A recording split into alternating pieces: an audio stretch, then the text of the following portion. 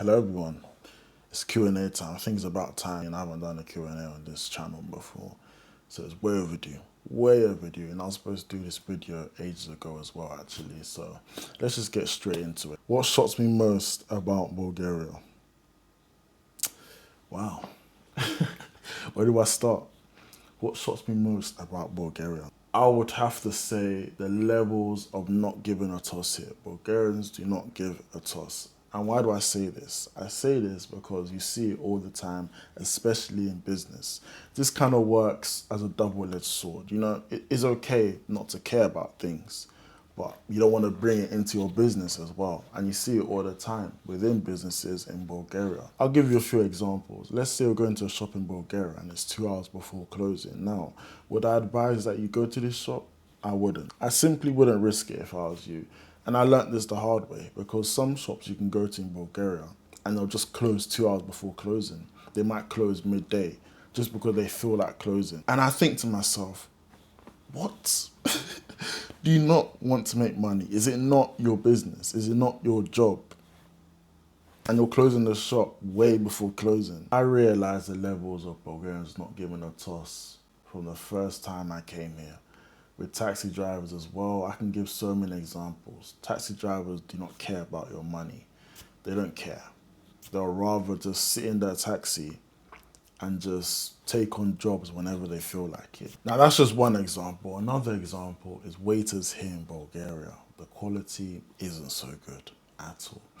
And it's for obvious reasons. I mean, they don't get paid so much. But at least have a sense of pride in your job, you know. If you're gonna do a job, do it well. That's what my mother always told me. No matter what job it is, if you're gonna do it, make sure you do it well. But the waiters don't care here. They could not care less. It's not uncommon to go to a restaurant in Bulgaria, order appetizers, main courses, etc. And all your food comes in one go. I was literally at a restaurant, me and my friends, and we ordered a load of food. Everything came in one go. And by the time we actually had some of our meals, it was cold. In reality, the food that you're given should be more sequential. I'm not a waiter, I've never been a waiter, but from restaurants that I've been to, that's the way it usually is. They give you the appetizer, you wait, and then you get your main course, you wait, and then you get your dessert, etc., etc. With coffee as well, that can happen. And my Italian friend does not like this at all. He's all about quality. And the standard in Italy is coffee to just come after what you order. But here, your coffee is just gonna come together. So that's not obviously the proper way to do things. This is why me and my friends joke about opening the best waiters agency in Bulgaria. We just build up quality waiters, elite waiters, and then distribute them to any restaurants who need them. Or we build an agency where we train waiters and make them elites. What's the best advice you could give to a Brit moving to Bulgaria? This is a very good question. I would say, forget everything you know about the UK in terms of the culture.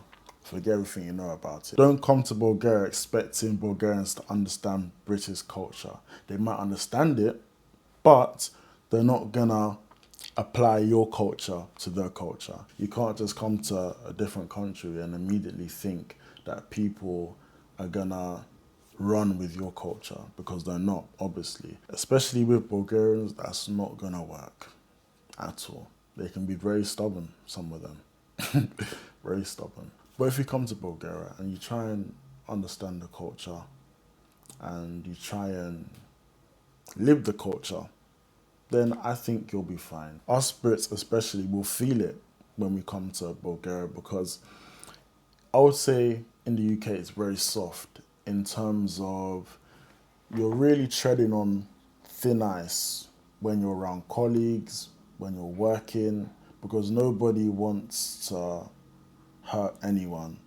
We're all trying to just coexist, I guess you could say that. But in Bulgaria, they don't care. Nobody's trying to cater to your emotions. How many hours do you study per week or exams? Per week, I couldn't give you an exact time. At least in the beginning of the semester, I'm not doing a lot. I'm barely doing anything. I'm focusing on other things throughout the semester. But when it's crunch time, I'm doing at least 6 hours a day. consistently for at least 2 months or so throughout the exam session. Is med school stressful? It's only stressful if you make it stressful for yourself by not studying consistently, by not going to lectures, by not paying attention in classes, by not studying before classes. If you're a good student, I think med school isn't so stressful. If you're a type A student, if you're a top performing student, you're going to be chilling most of med school. The things that type A students stress about, I find them silly. The things like not getting high enough grades, the things like not covering a certain topic, things like this. These are the things they actually stress over. If you're a type B student like myself, or you're just a mid-med student like myself, then I think you will be stressed a lot because you go about things not really caring too much until you actually are forced to care, whether you like it or not. And that's like studying. So I think it can be really stressful once things get real very quickly, when you have to do exams that determine if you'll fail or not. And then your parents are calling you like, oh, is everything all right? And you have to tell them, yeah, everything's okay. When you're trying to juggle everything, it can be stressful. Let's say you're doing sports, or you're more of a social person, you like going out, or you do content, or you have a business. Of course it's going to be stressful. It's hard to allocate your time to all of these things at once. You're going to have to be distributing it like this. It's going to be fluctuating up and down. Right now, for me, my business isn't being catered to right now. I'm not spending so much time on my business, and it really, really irritates me because I'm putting my time doing other things right now. So these are the kind of things they'll just have to sacrifice. And when it comes to it, you might not be able to balance everything. In fact, you never really balance anything really, but you'll get to a point where it'll be harder to manage, and that can be extremely stressful. So yeah, med school is stressful because at the end of the day, you're spending so much of your time in med school, and it's really your only option. It's not literally your only option, but you're spending years and years and years studying. So it's going to be stressful when you have to prepare for these exams and etc. like that. But all in all, I would say a lot of the stress that you feel in med school is normal, but you learn to deal with it. And the stronger you get as a person, the less the stress affects you, if that makes sense. Because at the start of the year, my first couple of years of med school were extremely stressful. It's the reason why I started a gym in the first place. But after that, throughout the years, that same stress, I became numb to it, and I was just able to deal with it better. Do I regret going to Bulgaria to study medicine? Not at all. I've literally had the best time of my life here in Bulgaria, and I would arguably say it was the best decision of my life to come here in Bulgaria. Apart from being a Christian, I would say. Apart from being a Christian, I would say coming to Bulgaria has been the best decision of my life, literally. I don't regret anything about coming to Bulgaria. And yes, there's news about IMGs not being prioritized so much, but other countries have been doing this for years, and IMGs are still able to get a job. So I don't see how this really changes anything, really. But honestly, coming to Bulgaria has opened my eyes to so much. I honestly can't imagine not coming here now that I've come here. I can't imagine what life would be like if I didn't come here. Honestly, I feel like it was necessary to come here. Here, I've met people that have been really impactful, especially teachers. My whole journey with med school hasn't been easy, and throughout my educational years, I've had teachers tell me that I can't do medicine, I can't do certain things. So it was honestly refreshing coming to Bulgaria, because it felt like for the first time in my life that things are going good. At what point did you start to feel more comfortable living in Bulgaria? I like this question. From the first day I came to Bulgaria, I was at peace, but I wouldn't say I was fully comfortable. I was just existing and trying to figure things out for the first couple years. And then after I survived the great storm in second year, That's when I really started to experience Bulgaria more and go about med school actually doing the things I enjoy. I thought that my life here would just be med school, pass exams, become a doctor, leave, you know?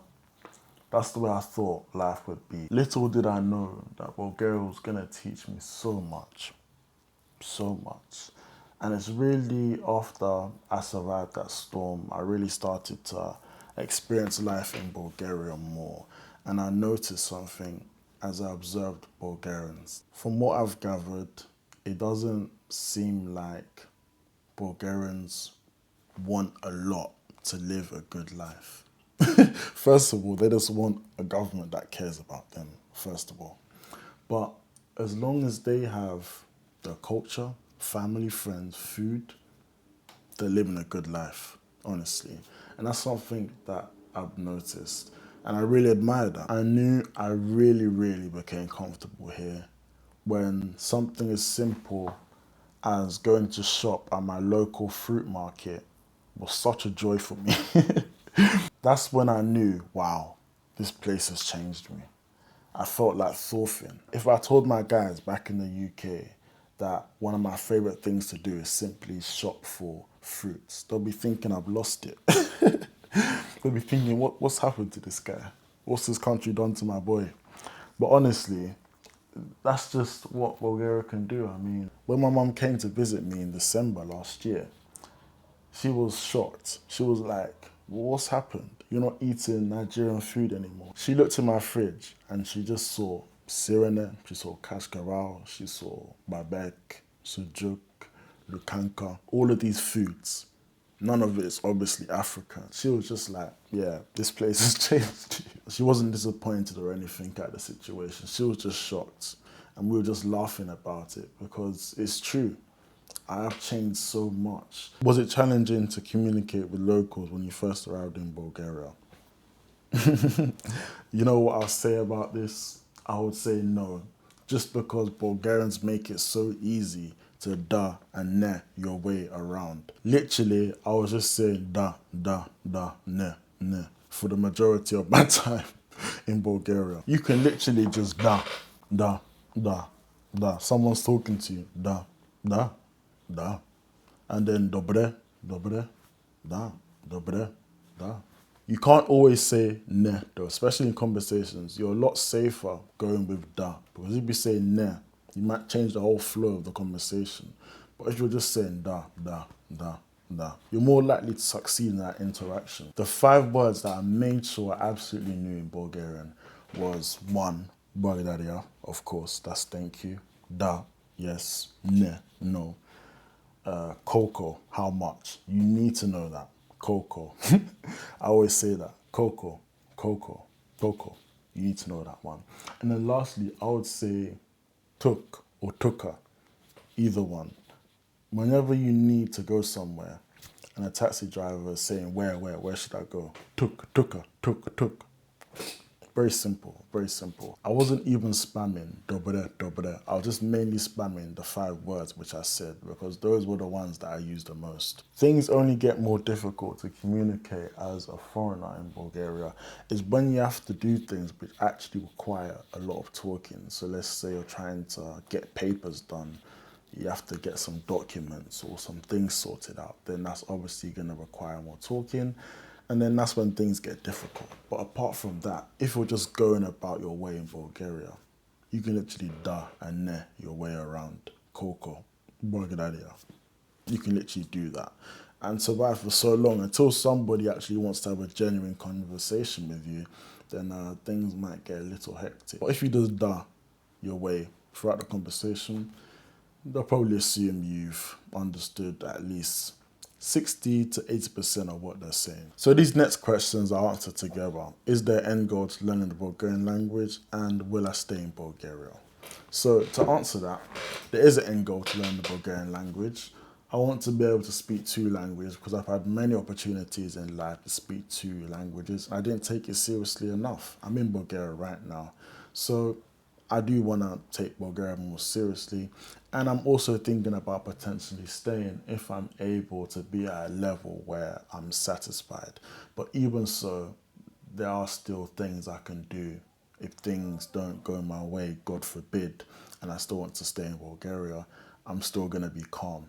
But the main thing is I do want to achieve a B2 level in Bulgarian language. I've heard that's very difficult, but I believe I can do it in 1 year and a bit, so long as I continue to actually study and practice as much as I've been doing recently. In my holiday here in Bulgaria, I've learnt more Bulgarian ever than the 5 years I've been in Bulgaria. In the 5 weeks that I've had my holiday, I've literally covered more Bulgarian than I ever had in the 5 years that I've been here. So that's some good feedback. And also with the Bulgarians that I've been speaking to, have said that my Bulgarian has improved. So that's good feedback. The thing that's keeping me going is I can see the cracks in the wall. I subconsciously, I'm not even subconsciously, I've consciously convinced myself that Bulgarian is so difficult that I can't even attempt to try it because I'll just be wasting my time attempting to try it because eventually it's going to lead to nowhere. I'm kind of deconstructing that thought. I think I've deconstructed it now, and I'm just in the process of just trying to practice it as much as I can and embracing my toddler level Bulgarian. Understand that I cannot speak perfect Bulgarian like this, perfect pronunciation, perfect everything. I'm going to be speaking like a toddler right now. And even when my Bulgarian is at a high level, I can't expect myself to speak perfectly because like people learning English, they still struggle to pronounce certain words and they still make mistakes. I, as an English speaker, make mistakes when I'm texting, make mistakes when I'm talking. I've acknowledged that I'll be making a lot of mistakes, and that's actually helped me improve my Bulgarian a lot better.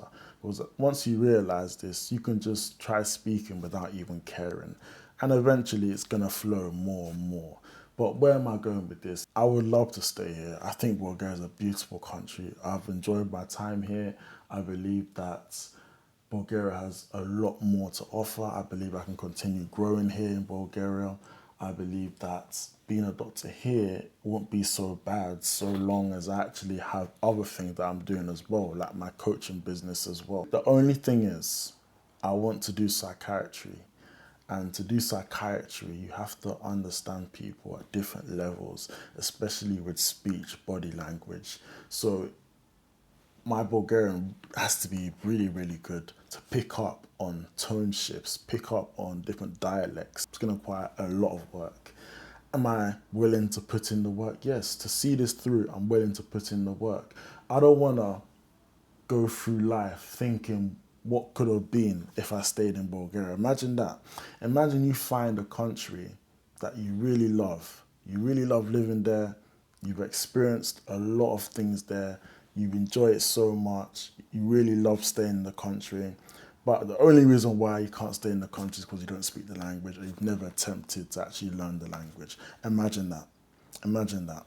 So it would be honestly a shame for me to leave Bulgaria without having to actually try to learn the language and potentially plan on staying and see what life would be like if I was to stay. I think it's very easy to just give up and just do the latter, but I want to actually see this through and I want to actually be prepared for the day I say, yeah, I'm definitely going to stay here. Subconsciously though, I believe that I've already made a decision, but I don't want to put anything out there. I've given myself 6 months to get to like A2, low B1, and then I'll see how things go from there. I don't want to speak in absolutes or anything, but I could see myself having a good life here. I've spoken about this with my parents as well, and they're really supportive of me. The only thing is that just prompted me to think more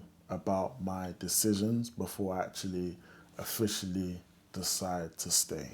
That's the only thing they want me. They don't want me to make the wrong decision, obviously. Choosing to move and live in a whole different country by yourself is daunting. But this is also why I think that taking that leap is necessary. Yes, I'm going to be here by myself and I'm going to choose to stay in a country by myself.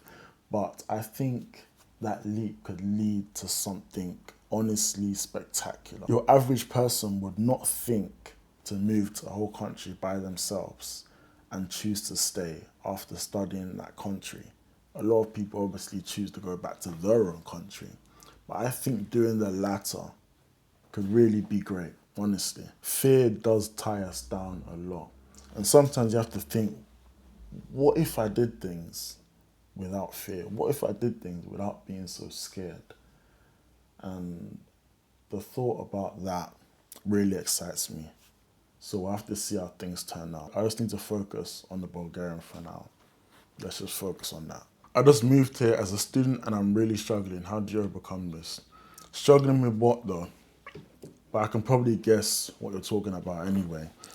Just struggling with coming to a different country, struggling with the pressures of med school, struggling with being alone in another country. If we're going to deal with this, first of all, you have to find good friends around you. Make sure you have good friends around you. In med school, everybody's going through the same thing. You might think you're the only one going through what you're going through, but believe me, everybody has and will go through it. If you're religious, make sure you use this time to get closer with God, because you're going to need it, believe me. You're going to need it. The main thing you need to do, though, is find a good set of friends.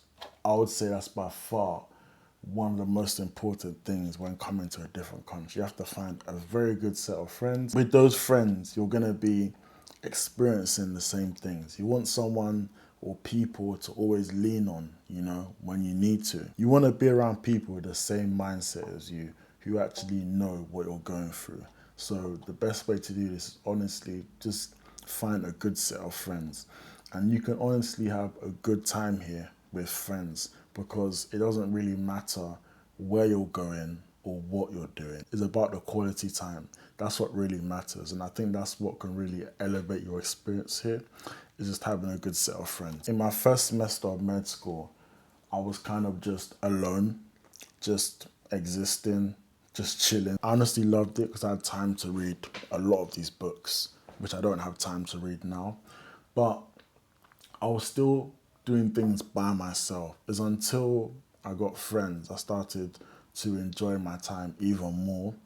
And they obviously helped me in med school as well. So this is why you need friends. Please, please, please, I would also say get to understand the way they do exams here in Bulgaria, because Pleven, compared to other cities like Sofia or Plovdiv or Varna, like the major cities, it's very different. So you have to understand the way things work in Pleven. And I'd also say make sure that you get into contact with upper years. Maybe not as high as 6th year like me, because there's not much I can do to help you as a first year, because things are very different from the first time I came here. But make sure you get into contact with 2nd years, 3rd years, 4th years. I myself will try to help as much as I can, but I won't be able to help as much as they can because they've recently experienced it, right? So make sure you get into contact with them so they can help you. I would also say your mindset matters a lot. It's extremely important that you go about your med school journey here with a positive mindset. Don't come to Bulgaria thinking, oh, especially Pleven, don't come to Pleven thinking, oh, Pleven's boring, there's nothing to do here. If you do that, you're going to be miserable. And imagine doing med school as a miserable person. It's going to be difficult, is it not? You're going to be depressed. So this is why it's important at least try and see things from a different perspective. Not everybody is emotionally intelligent to do so, but at least try. I believe you can see the beauty within anything if you actually look at things from a different perspective. Look at this as a different opportunity for you. Look at this as a blessing. You should be grateful you're still able to do medicine, first of all. And you should be more grateful you're doing it in a country like Bulgaria. Bulgarians are very chill. It's not like they bother people, bother foreigners. So this is why you actually have to be grateful and see things from a different perspective. You have great access to food. You have great access to gyms. You have great access to other European countries. You're too blessed coming here to Bulgaria. I would also say make sure you're taking care of yourself. One thing I've noticed a lot amongst med students is they don't take care of themselves. A lot of them, they don't. They don't eat well, they don't go to the gym, they're not even doing any of their hobbies anymore because they're so caught up in med school. So what you actually have to do is make sure that you plan your time effectively while still enjoying the things that you love. Make sure you're still eating proper food and you're taking care of yourself. Make sure you don't allow the stress of med school to take effect on your health. People, when they're stressed, either don't eat or they eat a lot. So this is why you can either lose weight or gain a bunch of weight in med school. Make sure you're eating proper food and you're going to the gym, so it's harder for these outcomes to happen. Me personally, I don't eat when I'm stressed. I barely eat when I'm stressed. But because I've already built a load of muscle in med school and gained a load of weight, even in my most stressful time, now that I eat less when I'm stressed, I'm still not losing a ton of weight, which is unhealthy, because I've already built this body to where it is now. So it doesn't affect me so much. This is why it's very important to have the foundations in. In med school, you would think that students will be fit, they'll be eating well. They don't. So make sure you're not that student. A poor lifestyle will definitely take effect on yourself, and it's only gonna make your experience in med school worse, which is why it's important as a med student, you have to be fit. You have to make sure you're eating well. It's only gonna make you feel better throughout med school. It's going to make you perform better as well. I just got here, how do you balance everything with med school? Well, I wouldn't say I balance anything in med school. I kind of just allocate time accordingly until it gets close to exams. That's when my time for med school actually starts to increase. Generally though, I wouldn't say I balance things. I'm actually quite a organized person. So I really struggle to do that. I'm very sporadic with the things that I do. So long as you prioritize your time where you want to, that is in itself balance. Final question I think this is, let me see. Yes, it is. Tips for a newbie in the gym I just started. Focus on doing exercises and using machines which you actually enjoy.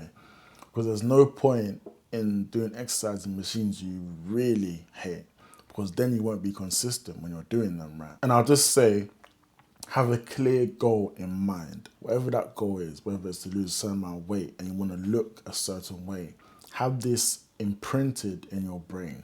So this can actually work as motivation in a way. But it's more directing that focus on that one goal so you're actually consistent. You don't even need to be motivated.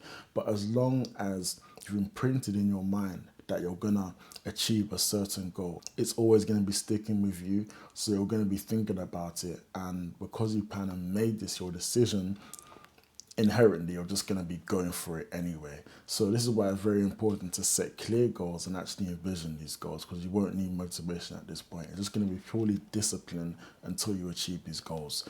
Discipline and obsession. This doesn't require motivation. Obsession isn't being motivated. It's that repeated idea or goal, whatever it is in your head, that's making you want to actually achieve this goal. Is not motivation because you don't feel motivated.